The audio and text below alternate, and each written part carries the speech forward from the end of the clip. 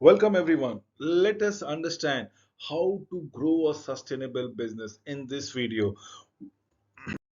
So, business environmental responsibility, the sustainability approach. Believe me, what you do today is going to make an or have an impact 5 years down the line, 10 years down the line. If we are not being responsible enough, if we don't have a sustainable approach, probably the living standard that we enjoy will automatically get destroyed, and the generations after us will not be having a very conducive planet at their disposal. So, beginning in the 1980s, a new model for environmentally responsible business began to take shape. That one combines financial opportunities with the environmental and ethical responsibilities. The way you conduct yourself affects all of us down the line. The concept of sustainable development and sustainable business practices suggest a different vision altogether. Believe me, at the same time, it is not compensating the financial losses at all or environmental goals at all. It is a win-win situation that people are striving to achieve. The business houses are ensuring that the planet survives, and if the planet survives, their business will automatically survive. So the three goals of economic, environmental, and ethical sustainability are the crux of sustainability. Remember, economic, environmental, and ethical sustainability. These are the three pillars of sustainability. Assessing business activity along this three line is known as triple bottom line. Again, I repeat, economic, environmental, and ethical. So, the concept of sustainable development can be traced back way back, approximately 36 years back from today, when in 1987, United Nations World Commission for Economic and Development, WCED, more commonly known as Brundtland Commission, WCED, United Nations World Commission of Economic and Development, sorry, Environment and Development. So UN's WCED, World Commission on Environment and Development. The commission was charged with developing a recommendation for to take an approach towards economic and social development that would not achieve short-term economic growth at the expense of a long-term environmental and economic sustainability. So short-term, you cannot be myopic in your vision. You should not be looking at short-term benefit, but at the long time you're compromising on the long-term growth, sustainability, and so on and so forth. So I might live happy, I might live healthy, I might live in luxury, but in the process of these things, I actually destroy my environment, the planet, and the planet becomes inhabitable with such kind of behaviors of mine down the course of line. So you need to be very responsible, economically sustainable. So WCED, or should I say Brundtland Commission, offered what has become the standard definition of sustainable development. Sustainable development is development that meets the present without, remember the word is without compromising the ability of future generation to meet their own needs. The economist Herman Daly has been a leading thinker. In fact, Herman stated that innovative approach to economic theory based on the concept of sustainable development. Innovative, there are CFCs emission. These are the chlorofluorocarbons emission, which is heating up our planet altogether. So can we develop technology, alternative methods to CFCs emissions? What sometimes is called circular flow model explain the nature of economic transaction in terms of flow of resources from business to household and from household to business. It's going on and on from business to household and household to businesses, as the case might be. Two aspects of circular flow models are worth noting. First, it does not concentrate natural resources from other factors of production, does not explain the origin of resources. They are simply owned by household, from which they like labor, capital, entrepreneurial skills, and can be sold to business houses altogether. This is what we are talking about. Second observation is that the model treats economic growth as both solutions. Remember, the word is solution to every form of social ills, and also is boundless. The possibility that economy cannot grow indefinitely is simply not part of this model. Yes, economies can grow indefinitely. We can improve our standard of living. We can improve a healthier lifestyle. So circular flow is from business to household and from household to business. What does the business gives me? It gives me consumer goods, wages, salary, rents to the household. What does the household gives me? Gives me labor, land, capital, entrepreneur skills, and payment to the business. So this is the circular flow that keeps on happening. So if business takes away every money, every profit, and squeezes the household, do you think business is going to survive? Probably this becomes dead. Or should I say, if the household stops inferring any kind of businesses to the business houses, any kind of economic activities to the business houses, do you think they can survive? No. So it is in their benefit that both of them stay in tandem, in cooperation with each other. The 3 points summarized in the reality check why sustainability suggest why the circular flow model will be inadequate. Daly argues that the new classical economics, with its emphasis on economic growth as a goal of economic policy, will inevitably fail to meet these challenges unless it recognizes that the economy is but a subsystem within Earth's biosphere. This is important, absolutely important. We need to develop an economic system that uses resource only at a rate that can be replaced. Believe me, you utilize your natural resources at the same rate that it has been replaced over a long time. That recycling, reuse of both the byproduct and production houses and the product itself. This is what we are looking into with the same photographs from the cyclical nature. The household are emitting heat, waste, and probably taking the energies. Similarly, energy is again being consumed by the businesses, again are emitting heat and waste. Now, these is what we are talking as far as biosphere is concerned. This is our planet where we are living, and the only energy that is coming is solar energy that goes around it. So both the figure differ from each other on a several important fashion. First, the sustainable model recognizes the fact that economy exists within a finite biosphere that encompasses a band around Earth that is little more than few miles wide. That is what we are looking forward to it. From the law of thermodynamics, the conservation of matter, either matter transform into energy or energy transform into matter. Matter or energy can be truly be created. It can be transformed from one form to another form. Second, energy is lost at every stage of economic activity. In fact, all economic activity right now, as I am giving you this video, as right now as you are consuming this video, don't you think you are consuming energy? Definitely, yes, we all are consuming energies.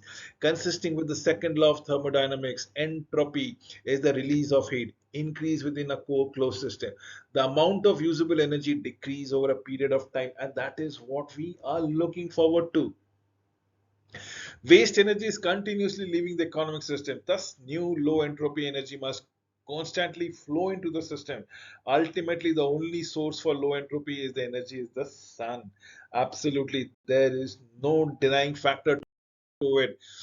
So, the third sustainable model no longer treats natural resources as undifferentiated, unexplained factors of production emerging from household. In fact, it should be identified, respected, and given due acknowledgement. Natural resources come from biosphere. Uh, Believe me or not, cannot be created ex nihilo as on when on basis. You just cannot create it. It is of finite nature. Finally, it recognizes waste are produced in every stages of activities, be it economic or otherwise. These waste are dumped back into the biosphere. Over the long term, resources and energies cannot be used, probably nor waste can be produced at a rate at which biosphere cannot replace them or observe them without jeopardizing the ability to sustain human life. These are what Daly called biophysical limits to growth. As the case comes around it, regulatory and compliance model interprets environmental responsibilities as constraints upon business. The sustainability model, more forward looking, and may present businesses with greater opportunities than burdens. First, sustainability is a prudent long-term strategy. Second, as we speak about it, the natural steps funnels images suggested businesses will need to adopt sustainable practice to ensure long-term survival. Firm that fails to adapt to converging lines of decreased availability of resources and increased demand of the survival, as the case might be. Second, the huge unmet market potential among the world's developing economies can only be met in a particular sustainable fashion. You can only consume the energy the moment the more you can replace it. If you replace, if you grow energies, if you grow product, if you be responsible enough that environmental is not damaged, the ecological environment is protected as it is, probably the business case for sustainable economy comes into play. Remember, cost saving should be achieved through sustainable practices. It is not only money that we are saving, it is a long term prospect of our planet which we are saving. It is a long term understanding of our species. Sustainability is also at stake. Saving on energy uses, materials will reduce not only environmental waste but spending waste as well. Minimizing waste makes sense on the financial ground. Yes, definitely, yes, as well as an environmental ground. If you are minimizing your waste, probably you are saving your money and probably the planet in the long run. Fourth, competitive advantages exist for sustainable business, as the case might be. Firms that are ahead of sustainability curves will both have an advantage. Serving environmental conscious consumers enjoy competitive advantage, attracting workers who will take pride and satisfaction in working for a progressive firms, as the case comes around here. Finally, sustainability is a good risk management strategy. Refusing to move towards sustainability offers many downsides. Then innovative firms will avoid avoiding future government regulation, tax implications, fines, penalties, and obvious benefits. Avoiding legal liability for unsustainable product is another potential benefit.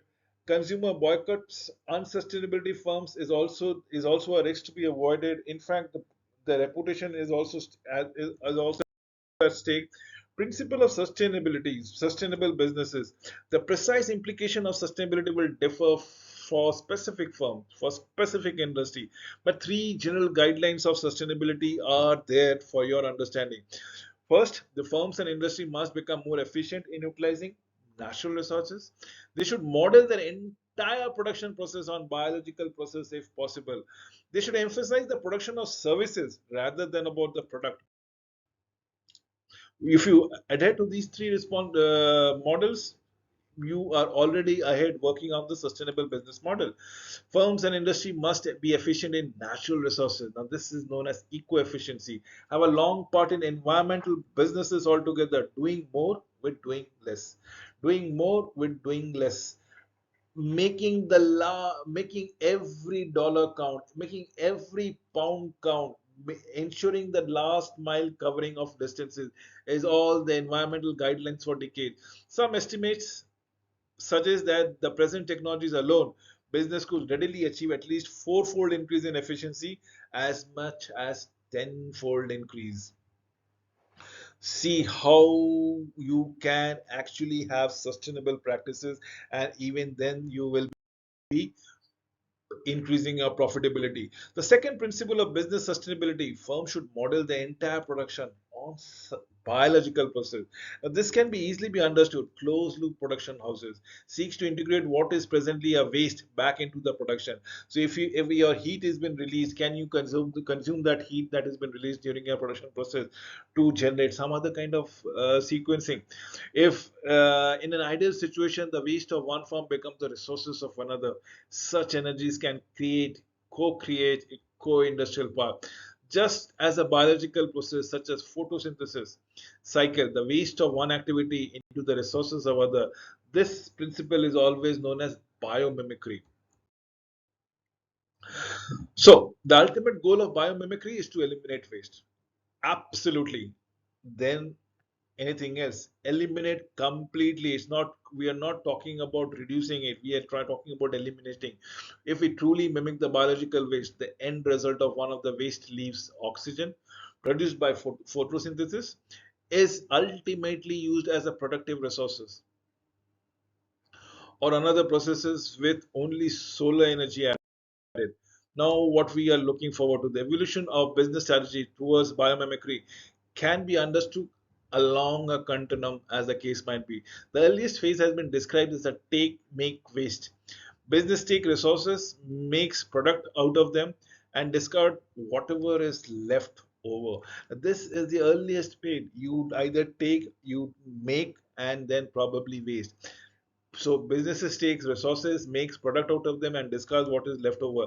The second phase envisions the business take responsibility for its product, right from cradle to grave, sometimes refers as life cycle responsibility. It holds that the business is responsible for the entire life of the product, including the ultimate dismissal or disposal of it after the sale.